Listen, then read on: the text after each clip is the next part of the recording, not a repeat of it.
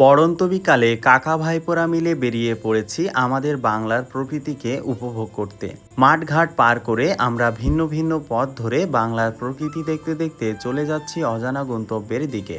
যেতে যেতে পথিমধ্যে ভাইপোদের ইচ্ছা হলো আমাদের সাতক্ষীরাতে ছয়ঘরিয়া ড্রাগন ফল বাগানে যাওয়ার।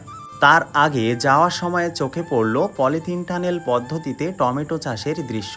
এই পদ্ধতিতে অফ সিজনে ভারী বৃষ্টি, আর্দ্রতা এবং তাপমাত্রা নিয়ন্ত্রণ করে প্রোটেক্টেড কাল্টিভেশনের মাধ্যমে টমেটো চাষ করা হয়।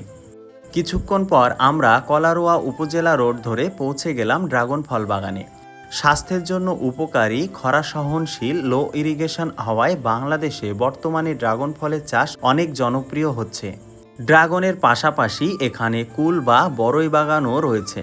যেহেতু এখানকার ফল বাগানগুলোতে ঢোকার অনুমতি নেই, তাই আমরা এখানে বেশিক্ষণ সময় ব্যয় না করে রওনা দিলাম সাতক্ষীরা শহরে যাওয়ার জন্য। সাতক্ষীরা যশোর রোড ধরে আবার কিছুটা পথ বাইপাস হয়ে আমরা এখন এসেছি সাতক্ষীরার অন্যতম রেস্তোরাঁ সোনারগাঁ রেস্তোরাঁয়। এখানে এসে বেশ অনেক দিন পরে বাংলাদেশি ফাস্টফুডের স্বাদ নিলাম। এই উপলক্ষে আমার অর্পণ ভাইপো একটু বেশি করেই খেয়েছে। বেশ রাত হয়েছে, তাই খাওয়া দাওয়া শেষ করেই আমরা রওনা দিয়েছি বাড়ি ফেরার উদ্দেশ্যে।